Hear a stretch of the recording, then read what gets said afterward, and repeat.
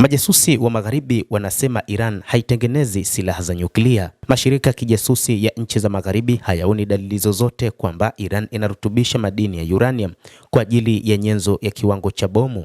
Hii imeripotiwa kupitia gazeti la New York Times likinukuu vyanzo. Ingawa shughuli zimegundulika katika maeneo ya nyuklia ikiwa ni pamoja na yale yaliyoharibiwa na mashambulizi mwaka uliopita, hakuna uboreshaji wa hali ya juu unaoendelea, ripoti hiyo ilidai. Majira ya joto yaliyopita, Marekani na Israel zilifanya mashambulizi yaliyoratibiwa dhidi ya vituo vya nyuklia vya Iran vya Fordo, Natanz na Isfahan, kuhalalisha kampeni hiyo kama kuzuia Tehran kupata silaha za nyuklia, matarajio ambayo Iran inakanusha. Mashambulizi hayo yalilenga viwanda vya kurutubisha vya Fordo na Natanz na kituo cha utafiti cha Isfahan. Katika ripoti yake iliyochapishwa siku ya Alhamisi, New York Times ilidai kuwa uranium ilizikwa kwenye maeneo yaliyopigwa. Nyenzo zilizo karibu zaidi na kiwango cha silaha bado zipo. Kazi kwenye tovuti zinaonekana tu kwa uchimbaji unaolenga kuunda vifaa salama zaidi.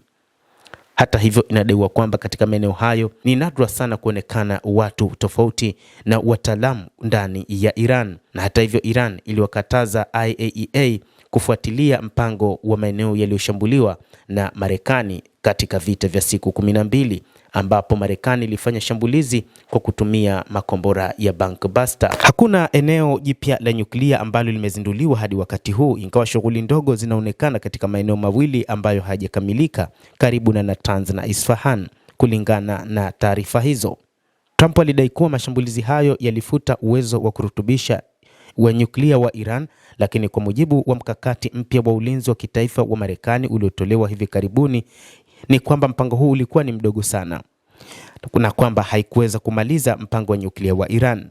Vyanzo vya habari viliambia New York Times kwamba Iran inaweza kuwasha tena mitambo ya kuuzia mafuta ndani ya miezi miwili na kufikia uboreshaji wa kiwango cha mabomu ndani ya hadi mwaka mmoja mara tu itakapopata mafuta yake yaliyozikwa. Trump ameongeza vitisho dhidi ya Iran wiki hii, akihama kutoka kulani majibu yake ya maandamano dhidi ya serikali yaliyoandaliwa na Tehran kama uasi unaoungwa mkono na wageni na kutoa matamshi ya nyuklia. Siku ya Jumatano alitangaza, amesema silaha kubwa ilikuwa ikielekea Iran tayari kutumia vurugu, isipokuwa Tehran ifanye mazungumzo ya makubaliano ya nyuklia. Siku ya Ijumaa, Trump alisema alikuwa ameweka tarehe ya mwisho ya mazungumzo hayo, akionya kwa siri, ikiwa hakutafanyika makubaliano, tutaona kitakachotokea, alisema rais huyo wa Marekani, Bwana Donald Trump, ambaye wakati huu anakubaliana na juu ya kufanya mazungumzo kuhusu suala la nyuklia la Iran, ambalo bado linaonekana ni kizungumkuti kwa Marekani pamoja na baadhi ya nchi za Mashariki ya Kati, hasa Israel. Iran ilijibu kwa dharau, huku waziri wa mambo ya nje Abbas Araghchi akisema Tehran imejipanga kwa ajili ya vita na itazingatia mapendekezo ya Marekani kwa mazungumzo iwapo tu tishio la kijeshi litaondolewa. Mazungumzo hayawezi kufanyika chini ya kivuli cha vitisho, alisema huko Istanbul siku ya Ijumaa alipokuwa katika ziara ya kuchunguza uwezekano wa mpango wa upatanishi. Mkuu wa usalama wa Iran Ali Larijani alikutana na Rais Vladimir Putin mjini Moscow siku ya Ijumaa. Iliripotiwa kujadili vitisho vya Trump pia.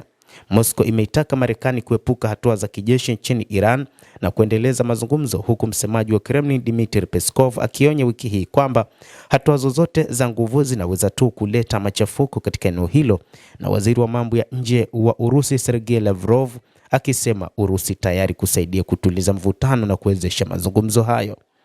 Endelea kutufuatilia mtazamaji, na nikusihi usisahau kulike, usisahau kucomment, kadhalika kusubscribe channel yetu hii ili upate habari hizi kwa mapana kupitia The World News. Mimi ni Adam Hussein, endelea kuwa nasi wakati wote, endelea kutufuatilia.